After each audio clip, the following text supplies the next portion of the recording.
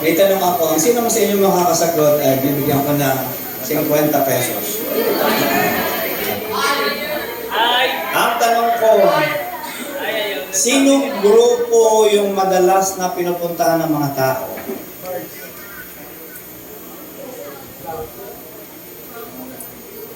Sinong grupo ang madalas na pinupuntahan ng mga tao?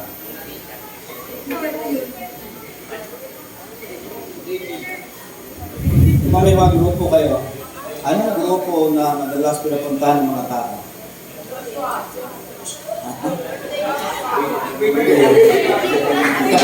Kapag sasagot kayo, itaas yung kamay nyo kasi ang ating premyo ay individual, hindi groupings. Ha? Okay lang? Okay? Joshua? Kasi Brian McKnight. Ano? Ha? Pedro daw. Sino ba? Kasi Vic? David. Walang nakasagot. Ha? Joshua. More context. Ang context po niya ay pinupuntahan siya ng mga sumasamba sa Diyos. Ha? Ha? Kanina po kasi nung nasa kwarto ako, madalas kong marinig yung salita na yan. Bibilang ko ng 10 o gawin ko ng 100 ang ibigay ng premyo. Pero isa lang. Okay. Hindi, yung grupo ninyo, pangalan ng grupo. Pag sasabi mong St. Peter, ito po ay tumutukoy sa punerarya. Patay, tumutukoy dito.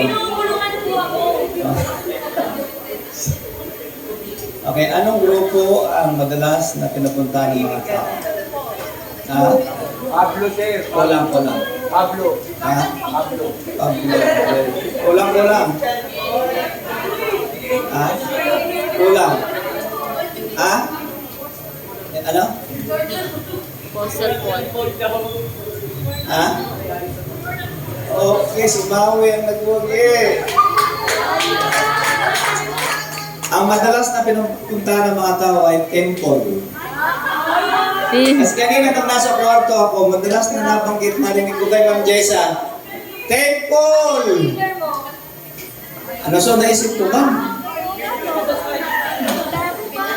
So, sino yung grupo na pinupuntahan ng mga tao para mag-church? Temple. Tama ba? Okay. Yung St. Peter, hindi natanong kasi na sabi na kanina. Kaya nyo, kung madaling yung suit yun. Temple! Okay. Ito, ang gagawin natin, kumuha kayo ng ballpen at papel. Bigyan ko ng idea sa sino mang makatama ng outline ko, kasi yung outline ko, 4 lang. Ang sino mang makatama, bawat isang outline, 100. Ano ang ating title? 1, 2, 3, go! Okay.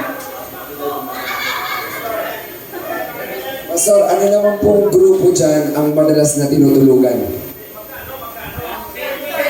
Madalas tayo? Madalas tinutulugan. Ano? St. Peter? Ano ba? Bakit St. Peter? Okay, Lord. Si... David. David.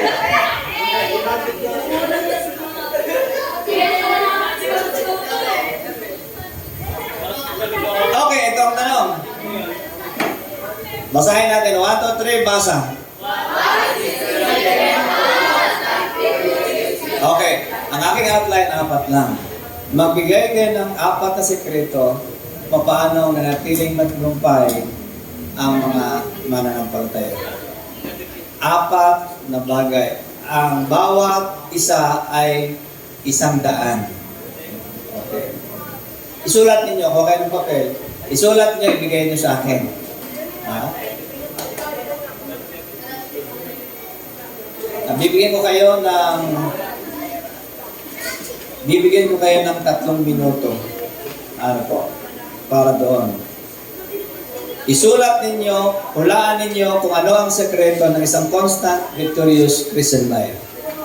Hulaan ninyo.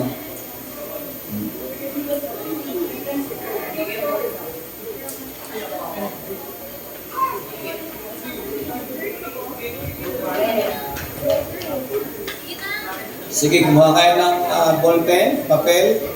Pagkatapos, humula kayo. Ulitin ko, ang bawat tama ay 100 pesos.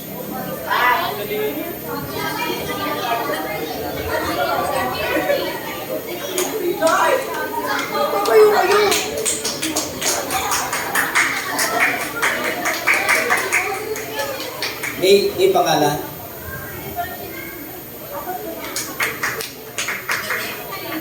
Hospital lang.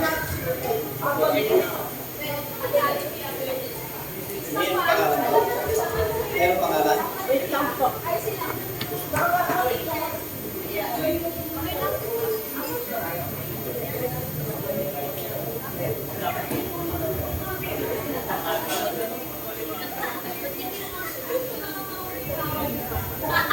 Madali lang yan. Kasi marami na tayong lesson na narinig. Kaya pagdating dyan, hindi na mahirap yan.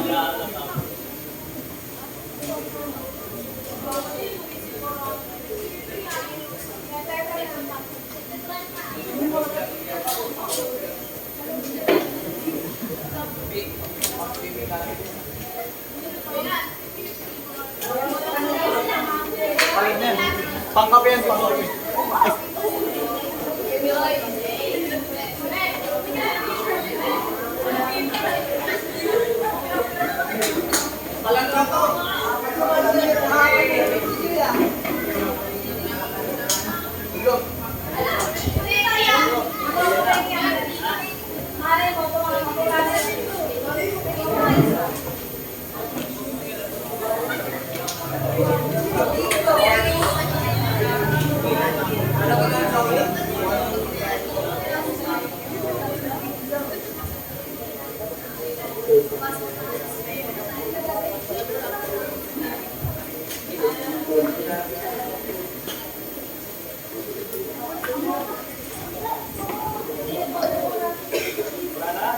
Wala nang dagdag?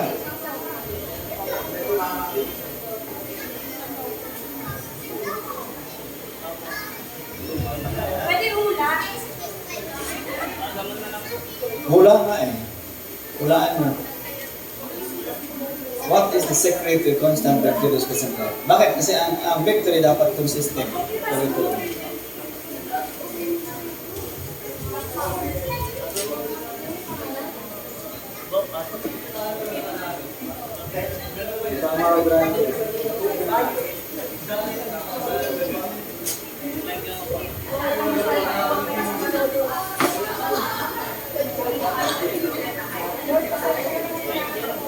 Basta ang pinaka-key person dito ay yung coach. Ano po, yung ating coach.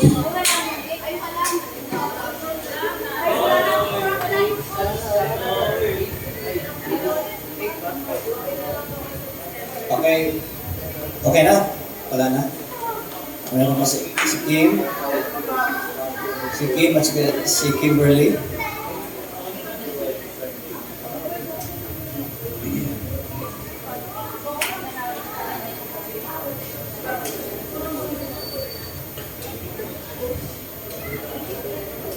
May pang-load na kayo kapag tumama yung inyong sagot.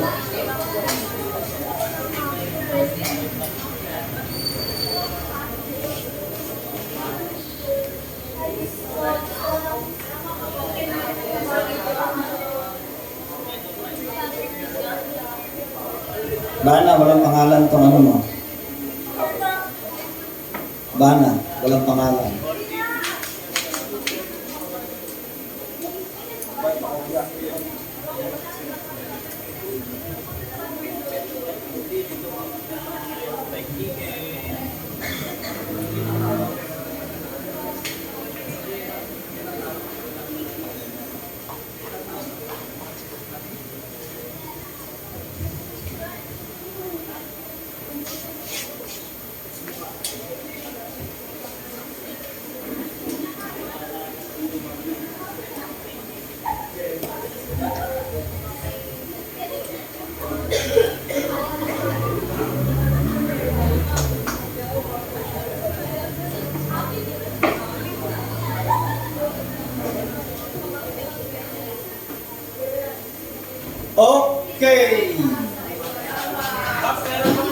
Ha?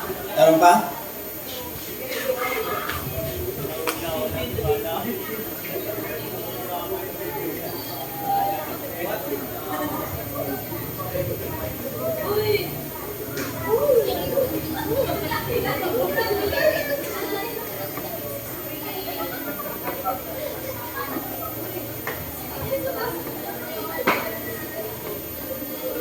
Okay, nadaka na tayo sa ating outline. Ano bang gusto natin? Unahin lang natin yung ginawa ninyo o mamaya na bago matapos? Ha? Unahin mo na natin ito? Sige. Mamaya na? O, tapos na kayo ng sabing mamaya na. Baka madagdagan pa ito. Tapos na kayo ng sabing ngayon na. O, ngayon na. Mag-ulitin ngayon na, no?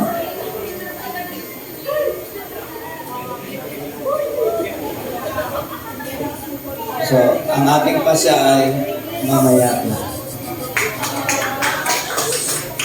Okay, what is the secret to a constant victorious life? Basa, 1, 2, 3, basa. Sino yung ating victorious coach? Si Jesus. Okay. Okay. Tawagin natin si Ate Nalyn para explain itong ating number 1 na and halika dito.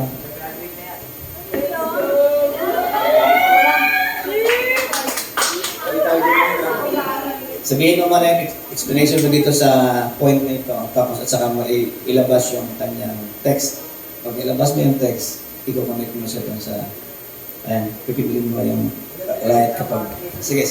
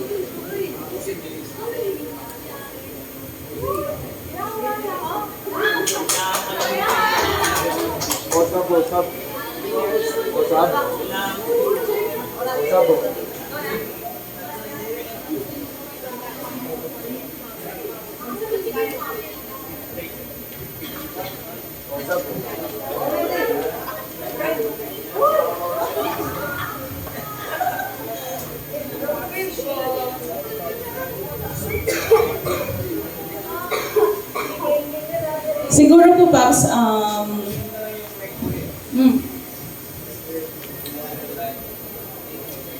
hindi.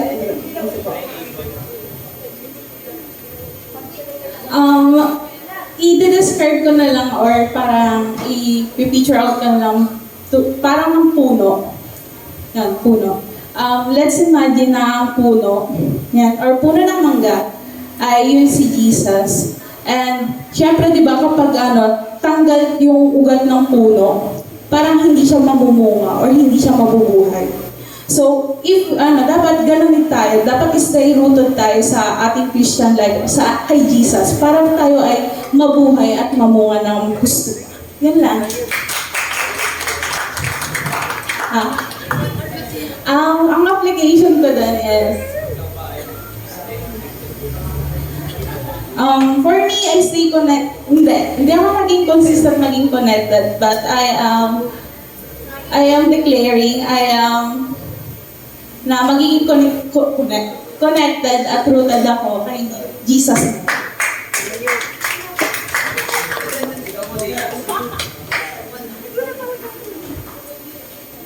Yung word na connected, ang ibang translation nito ay stay.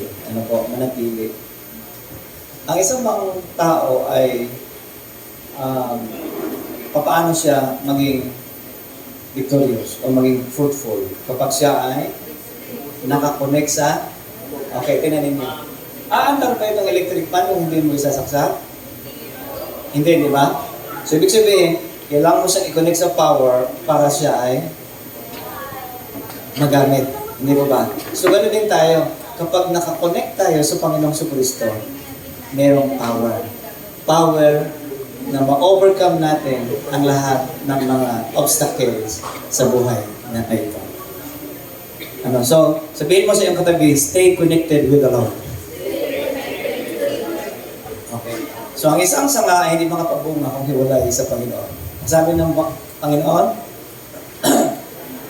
but separated from me, you won't be able to do anything. Ngayon ang tanong, wala ba kayong magagawa? Meron. Pero, kung hindi nakakonect kay Lord, yung inyong ginagawa ay walang reward. Walang power, walang dating. Bakit? Kasi hindi kayo connected sa power, sa kapangyarihan, sa Panginoon, na siyang source ng lahat ng kapangyarihan dito sa ibabaw ng lupa. Kaya, paano tayo na-disconnect sa ating fellowship with the Lord? Sa paanong paraan?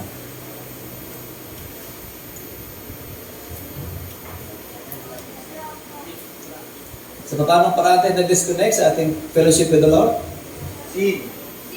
Kasalanan? Ano pa? Problema? Ano pa?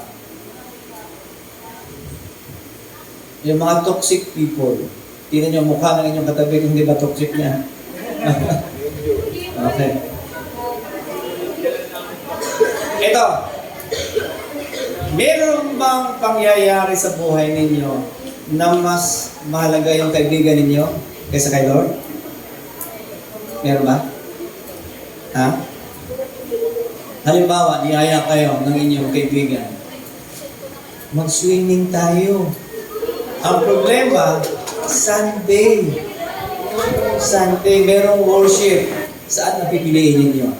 Swimming o mag-church?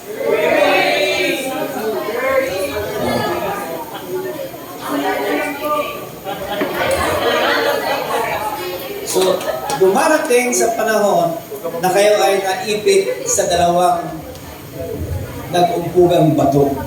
Mamimili kayo.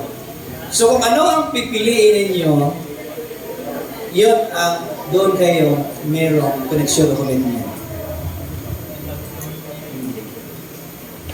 So, paano tayo mag-stay connected with the Lord? Paano?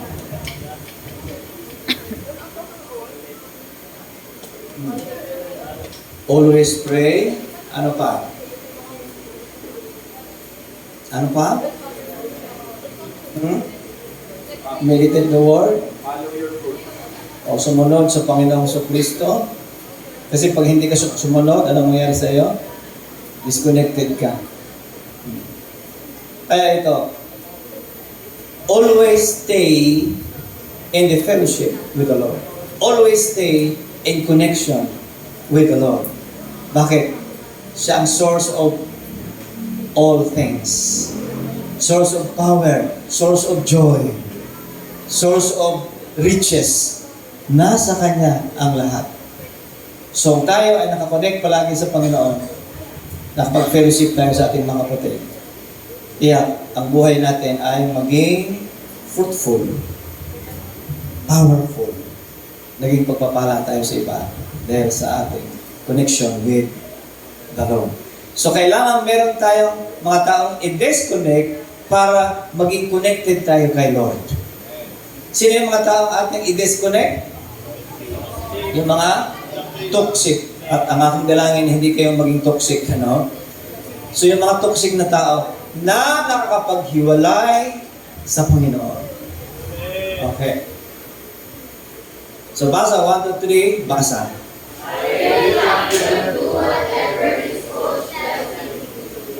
Okay. Kayo ba ay nag-stay connected with your coach kapag sinusunod ninyo ang coach? Tama ba? Sa ating pagsunod sa ating coach, ito ba ay nakakabuti sa atin? Ha? Nakakabuti ba sa atin ito? Ano ang susi ng pagpapala? Ang susi ng pagpapala ay pagsunod. Pagsunod. Ito ang susi ng pagpapala.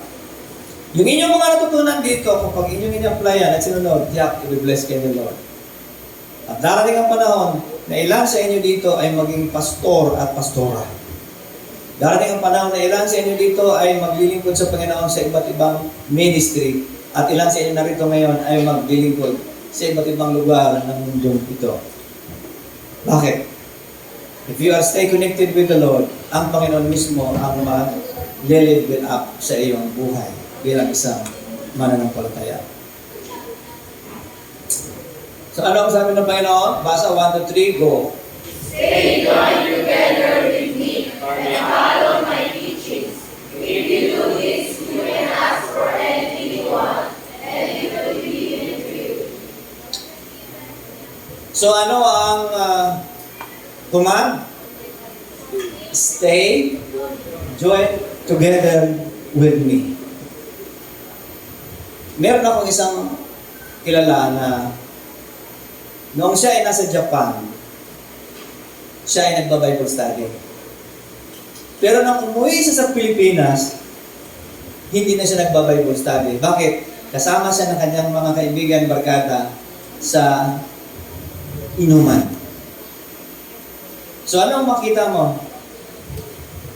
Mas mahal niya ang mga barkada niya kaysa Panginoon. Bakit? Kasi pag sinamahan mo yung barkada mo na merong fellowship, may cell group, may gawain sa simbahan, pero sumama ka sa barkada mo, sino ang matimbang sa puso mo? Si Lord o yung barkada mo? Kaya, ang mga nagmamahal, ang mga taong may connection kay Jesus Christ, dapat manatili na tayo ay connected sa friendship ng Panginoon. Sapagkat sa Panginoon, nasa Kanya ang lahat ng ating kailangan. So anong sabi niya? If you stay connected with me, if you stay join together with me, and follow my teaching, anong blessing? Anong promise? You can ask for anything you want, and it will be given you. Ang blessing ay may kondisyon. Ano ang kondisyon? Stay, join together with me. Yan ang kondisyon. Ano yung promise? Ano yung pangalawa? Follow my teaching. Ano yung una? Stay together with me. Halimbawa, ganito. Ikaw ay nag-stay sa akin. Pag nag-stay ka sa akin, meron akong instruction sa iyo. Kapag sunod mo ang instruction ko sa iyo, ano ang promise? You can ask for anything you want, and it will be given to you. Halimbawa, alam mo nag-stay ka kay Lord. Lord, gusto ko one day, bigyan mo ako ng malaking bahay. Ayan. Ngayon, ang tanong, ikaw ba ay nag-stay connected with the Lord? Ikaw ba ay nagpa-follow ng kanyang teaching? Kapag ginawa mo yun, ibibigay niya ang iyong naisin. Lord, gusto ko po magkaroon ng asawa na matangkad, guwapo, at saka maraming pera, Panginoon. Pero siya ay Christian. Sino sa inyo dito, ang mga babae ang gusto makapag-asawa ng Kristiyanong pogi na maganda ang kita? Tapos ang kamay, Kristiyanong pogi na maganda ang kita. So, ano ang ating gagawin? Delight yourself in the Lord and He will give you the desires of your heart. Stay connected with the Lord and follow His teaching. At kapag ginawa mo ito, anything you want, He will be given to you. So ito, sino sa inyo dito ang nagdi-desire na magkaroon ng boyfriend na Christian na pogi? Nasa kamay. Ayan, si Bana. No? Mga lalaki, sino sa inyo nagdi-desire na magkaroon ng girlfriend na ng gwapa? Hindi pala pogi, gwapa. Nasa kamay. Pero ito, Ito yung ating usapan dito. Dapat ito ay sundin ninyo. Wala mo ng girlfriend at boyfriend habang nag-aaral pa. Tama ba? Ito ang tanong. Pastor, meron na ako. Halimbawa, meron na ako. Bago mo ibinaba yung batas na yan, meron na ako. So, ito ang unang tanong. Kung meron ka na, ito ang tanong ko. Yung bang boyfriend mo, Christian ba siya? Followers ba siya ng teaching ni Jesus? Yan ang unang tanong. At kung hindi, anong sasabihin mo? Sandali lang, mag-call off muna tayo. Ha? Bakit? Kasi kung tayong dalawa, tayo talaga. Pero kung hindi. Hindi ba? Napapangiti si Jane. Bakit? Pero Jane, hindi ko sinasabing mag-call off kayo, ha? Hindi ko sinasabi. Basta siguraduhin ninyo na ang inyong maging boyfriend o girlfriend, kapag time na kayo ay nasa earning season na. Ano yung season of life? Una, learning season. Ano yung pangalawa? Earning. Ano yung pangatlo? Marrying. So, huwag niyong isu-shortcut. Halimbawa, nasa learning season pa lang kayo. Pagkatapos, nag-marrying na kayo o kaya nag-ano na kayo? Nag-girlfriend na kayo? Shortcut yun. At kahit anong shortcut na hindi tama, hindi masarap. Kaya, ano ang gagawin natin?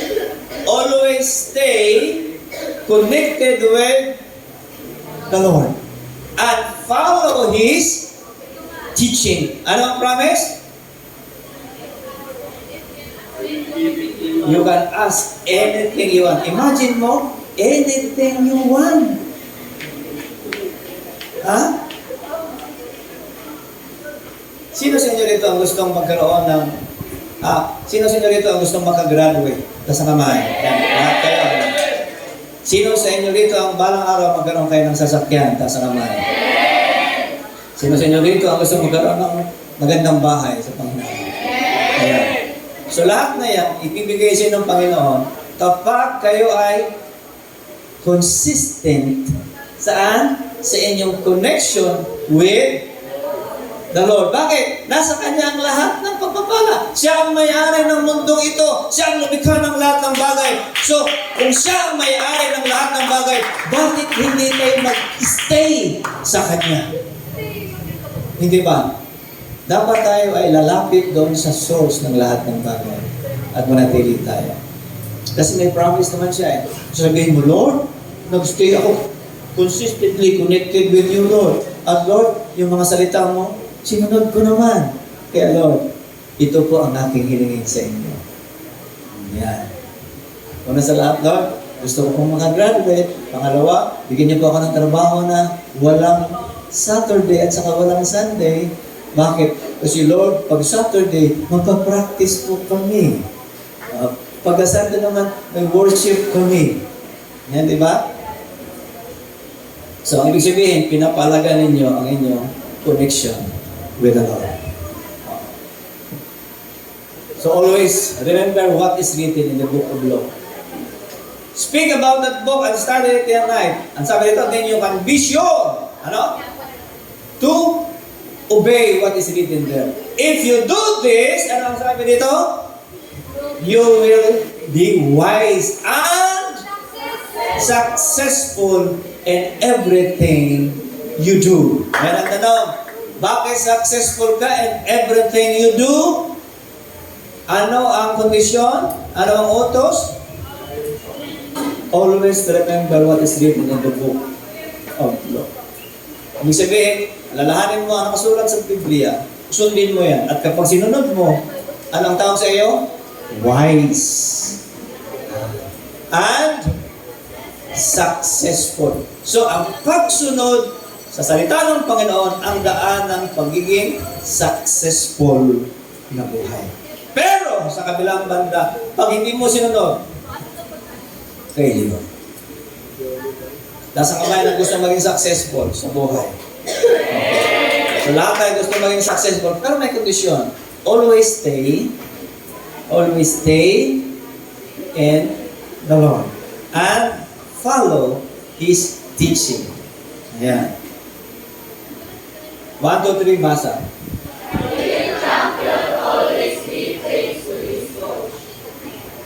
Okay. Ang pagpapasalamat kay Lord, araw-araw. Tama ba? Magising ka sa umaga, Lord, thank you na ako'y natulog at nagising. Thank you, Lord, sa buhay na ito. Pagdating naman sa gabi, Lord, thank you sa maghapong lakas at buhay na inyong ipinapagamit. Thank you, Lord, sa aming kinakain. Thank you, Lord, sa aming tinitirhan. Thank you, Lord, sa pag-aaral ko. Thank you sa aking mga magulang. Thank you, Lord. Ibig sabihin, ang pagpapasalamat ay lifestyle ang natin yun. Always give thanks to your Creator, your coach, your master, your teacher. Sino sa inyo rito ang araw-araw nagpapasalamat sa kamay? Hindi lang sa pagkain, ha?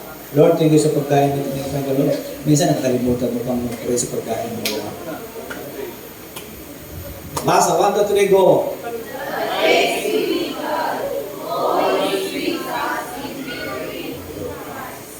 Sino ang nagbibigay sa atin ng victory? Si Christ. So lagi ka magbasa. Halimbawa, pagdating ng hapon, Lord, salamat sapagkat sa buong maghapon ay nanatili akong tapat sa iyo. So ang nagbibigay po ng tagumpay sa atin, ang ating Panginoong sa Kristo. Sabi ng Biblia, we are more than conquerors through Christ. Ang sabi sa Romans chapter 8, tayo ay higit pa sa mananagumpay. Bakit? Yung ating coach, yung ating master ay nagtagumpay na. So paano natin ma-maintain yung victory ng ating coach? Sa magitan ng pagsunod ng kanyang mga instruction. Kapag sinusunod natin ang instruction ng ating coach, tiyak ang victory sa buhay po natin ay araw-araw natin nararanasan. Bakit? Sinusunod natin ang kanyang mga instruction. So 1, 2, 3, basa.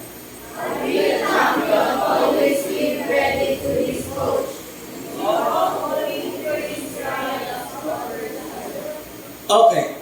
Halimbawa, nakagraduate kayo. So ano ang gagawin nyo? Pag Sunday, tatayo pa sa church, ano nyo sasabihin? Ako'y nagpapasalamat sa Panginoon dahil nakagraduate ako kasi ipinahintulot niya, tinulungan niya ako. Siya ang may dahilan kung bakit ako nakapagtapos. So lahat, halimbawa, sino sa inyo yung team Joshua ba ang nanalo? Nung nakaraan, no? So Lord, thank you Lord, sapagkat yung team namin, naging number 1 kami. Hindi po dahil sa galing namin, kundi kayo po ang nag-guide sa amin. Kayo po ang nagbibigay sa amin ng wisdom para kami ay magbugi sa gabing ito. Ano yung sabihin? Lagi kayo nagpapasalamat sa Diyos sa lahat ng bagay na atin po nararanasan. Basa, 1, 2, 3, go.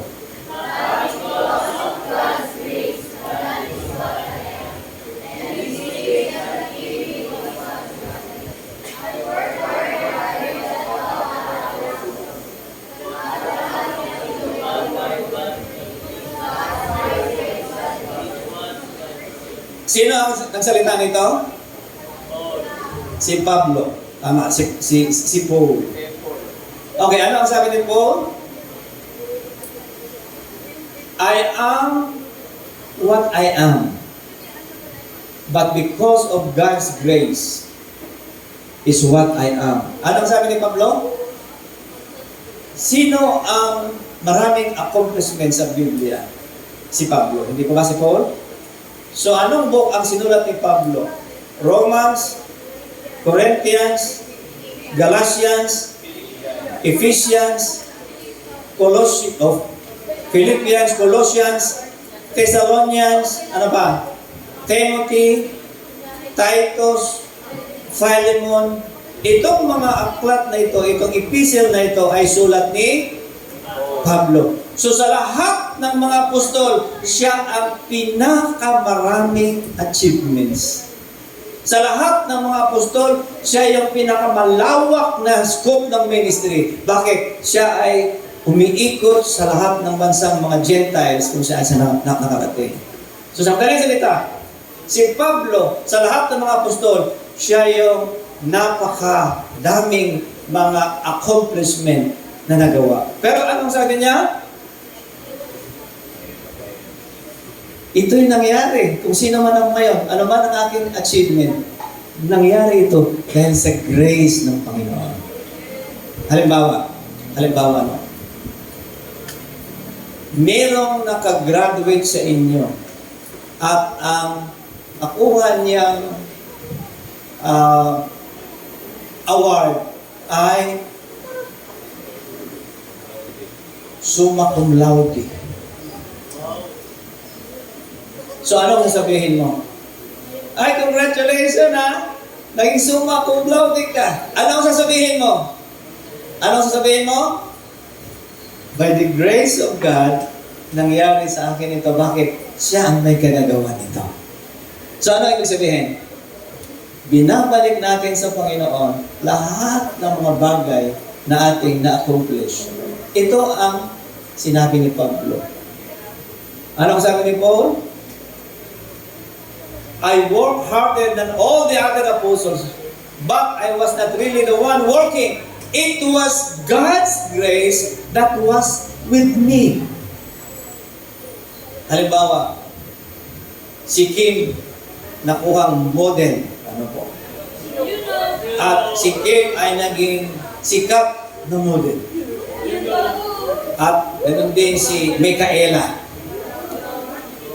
At sila ay tumanggap ng katakot-takot na award at salapi. Ngayon, ano ang kanilang sasabihin? Ito'y dahil sa grasya o sa biyaya ng Diyos. Kaya nangyari sa akin ito.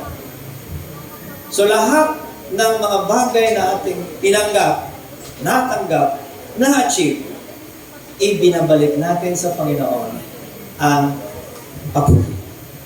Sapagkat siya ang may kalagawa nito. Halimbawa, maraming nagsasabi na napakaganda mo. Halimbawa, may nagsabi, ang ganda-ganda mo naman. Tapos, ano ang sasabihin mo?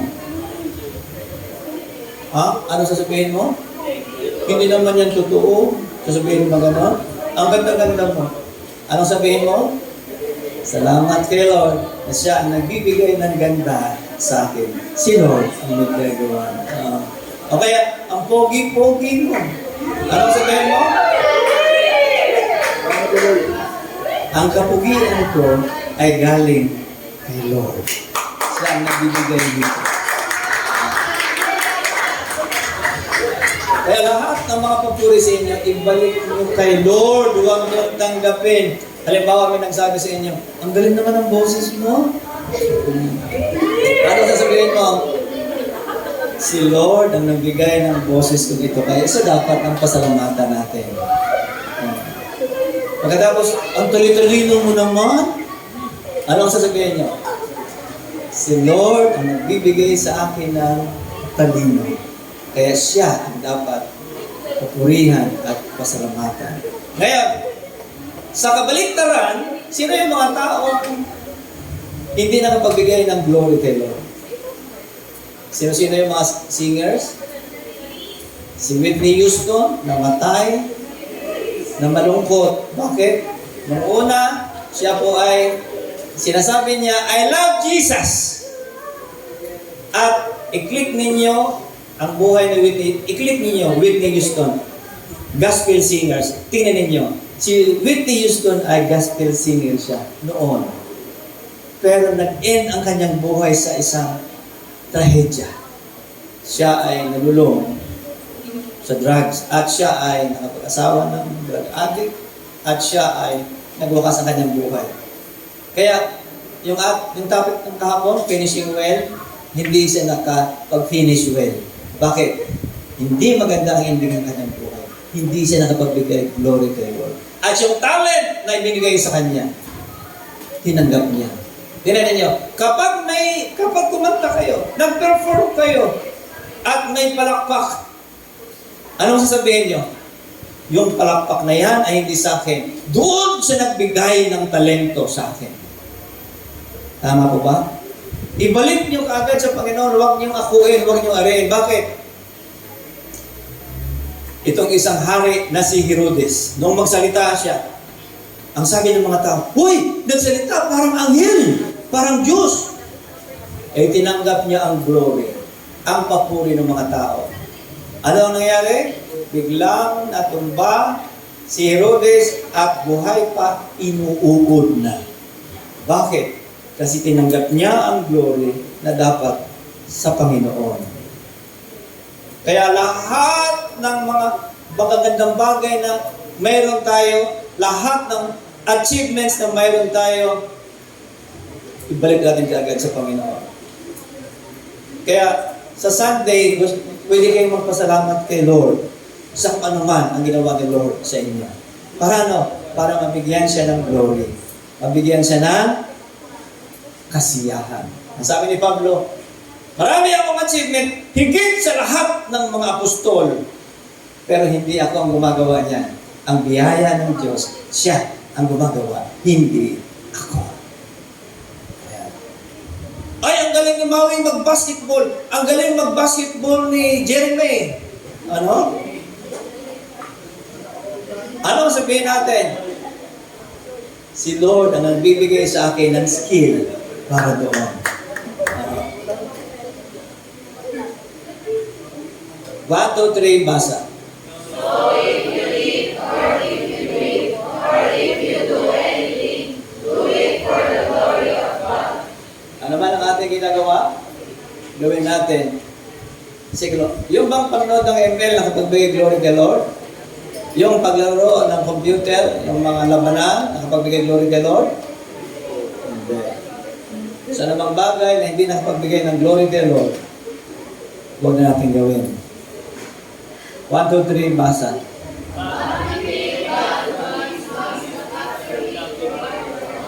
Sino ang nagbibigay ng victory?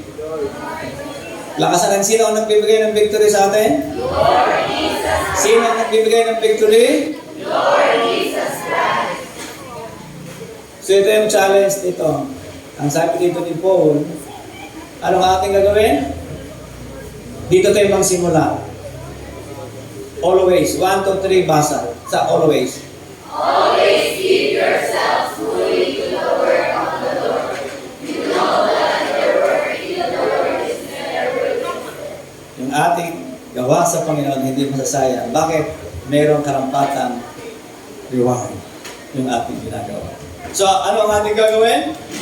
Pagdating sa church, halimbawa sa Sunday, meron tayong sunrise service alas 5 ng umaga. Ano ang ating gagawin? Ilan sa inyo tutulong para ano? Pag merong mga taong papasok, anong gawin nyo? Kakamayan, ngingitian. Okay. So, bago mag alas 5, nandun na kayo. Amen? Amen! Handa ba kayo magpagamit, maglingkod kay Lord? Amen! Okay. So, dadako na tayo sa inyong mga sagot. Magkano ang per sagot? 100. Okay. I-review natin. I-review. Okay, ang sagot ni Tintin, nasa kamay ni Tintin? So, consistency. Faithfulness. Tama ba, Tin?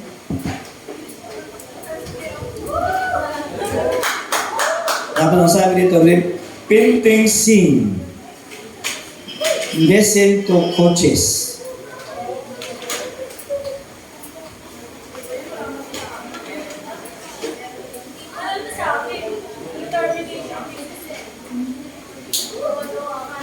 Okay.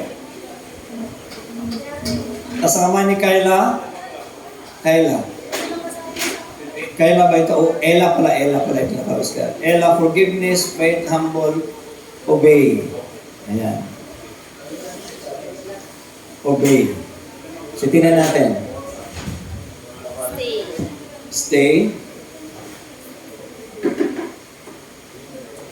Ano ang tawag nito? Obey.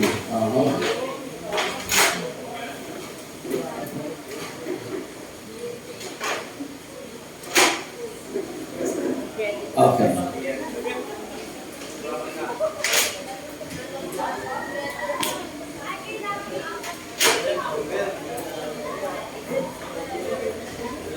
Sino ito? Kay Vanna, kindness, faithful.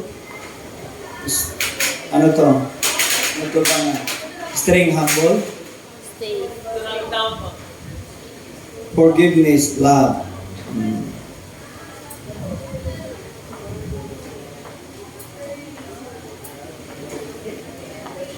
Kay Risa ay pleasing God.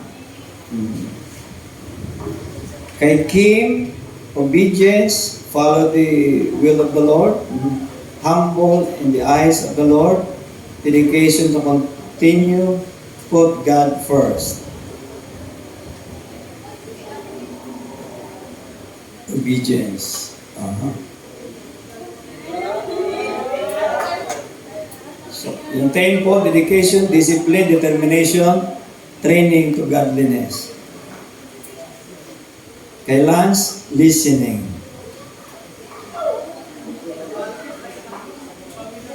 Kay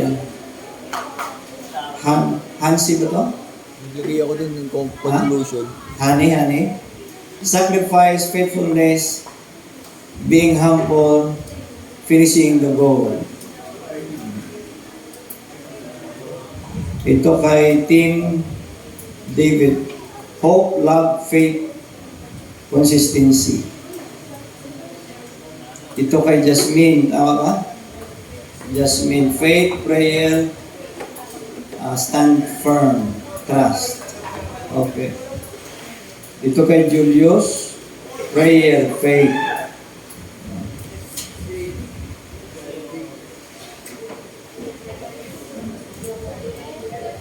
Ito kay, walang pangalan ito. Kay Joy pala, kay Joy. Prayer, patience, obey, personal devotion.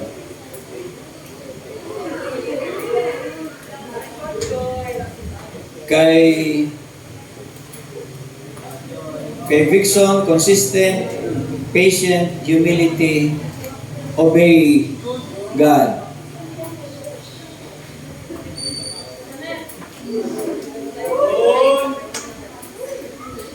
Kay Nalin, discipline, consistent, prayerful, obedient. Kay Harlin, faith.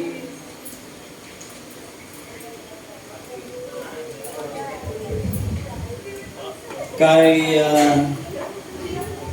Team Joshua, prayer, devotion, worship. Kay Rofi, determination, discipline, dedication, godliness. Kay Eden May, dedication. Kay sa'yo ba ito, Len?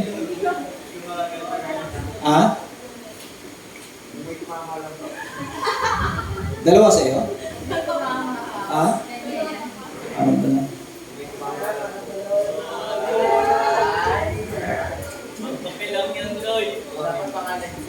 So kay kanino to?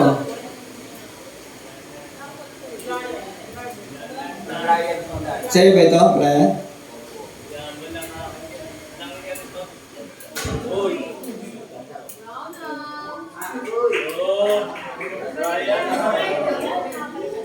Right, be humble. Ano ba ito?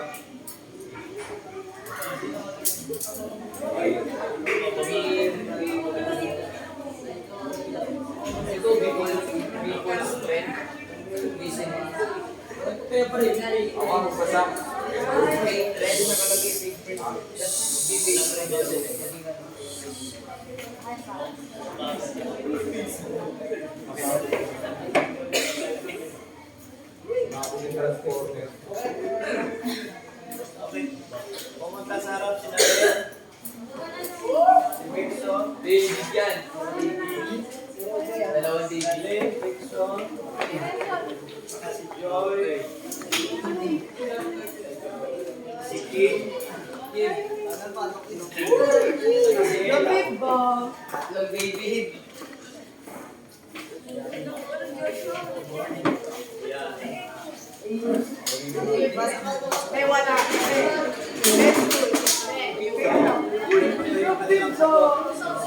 Pagsunod ako kasi ating araw-araw ginagawa mo ang sinasabi ng iba ko. Si sino na ay obey, obedient. Tama kayo yung mga expedient. So, ang gagawin ninyo ay isang salita, isang outline lang. 100. So, yung 130 nila. Opo.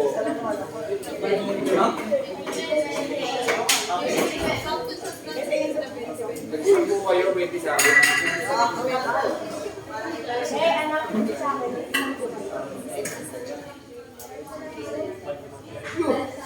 Tigil si Kwenta kayo.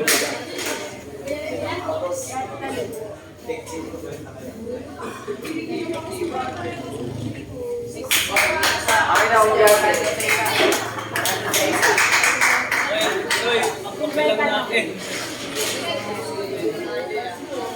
Akin na ako gamit.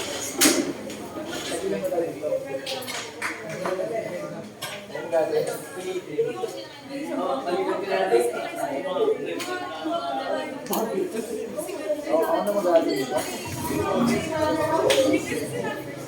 Ako mag-aatin dito.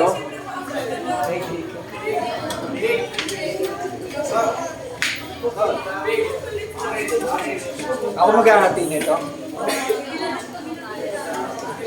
Ano may gunting?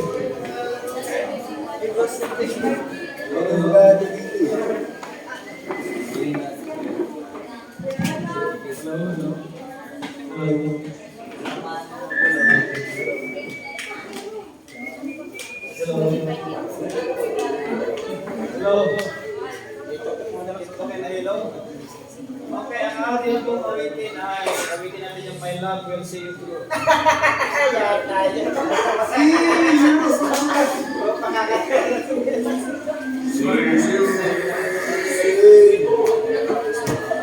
Okay. Tutok nyo na ito, basta. Nasa kasukali naman. Let's go. I will think na namin. Ating prayer, ayaw sa always stay just go. Ma-maintain ninyo yung inyong panatili sa panatili. Ano pa naman ngayon? Sabihin ninyo sa sarili.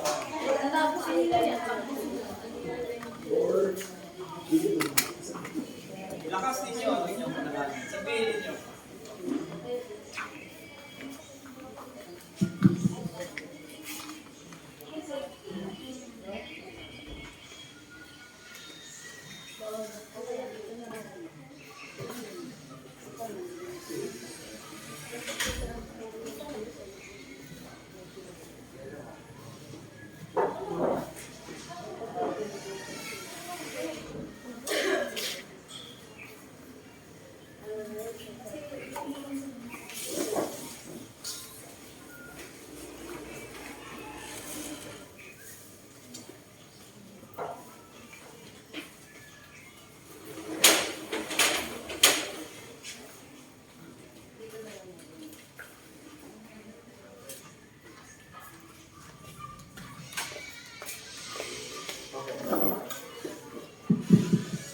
Put guys next to Lord Jesus Christ,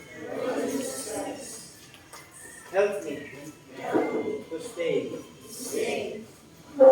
always in your presence. From now on, in the name of Jesus Christ, I pray.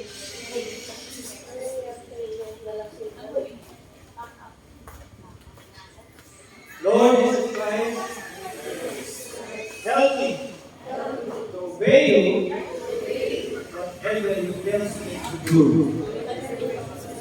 By your Spirit, I pray. Lord Jesus Christ, help me to give you thanks. Now the confidence, because this is your will. Amen.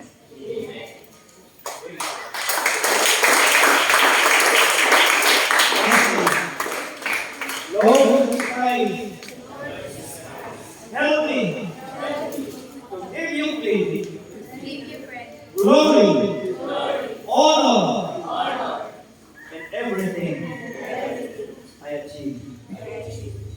In your name I pray. Amen.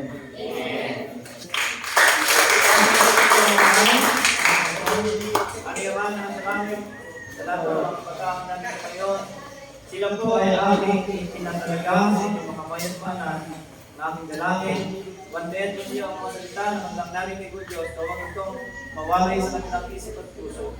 Dalangin po ng tubo, Panginoon, na naman gawa ng kaaway para sa ilayo, i-distract, I rebuke and bind and devil not to destroy and distract sa mga kabataan ito in the name of Jesus Christ. Father God, I allow the Holy Spirit to touch them, to move them mightily. Hallelujah. And ask the Holy Spirit to lead them, teach them, and guide them in the name of Jesus Christ. Sa araw na ito, aming Diyos, hallelujah. Tanggapin po ninyo ang mga kabataan ito. Silang lahat ay aking ibinibigay sa inyong mga mayatmanan mula ngayon. Kayo na po ang kanilang maging Panginoon, maging Diyos, maging Hari, maging Pastor, manggagamot, provider, protector from now on. Hallelujah. At sa darating na mga araw. Ito po ang deklarasyon ng dalangin in the name of Jesus Christ, our Lord, at lahat ay magsabi, Amen.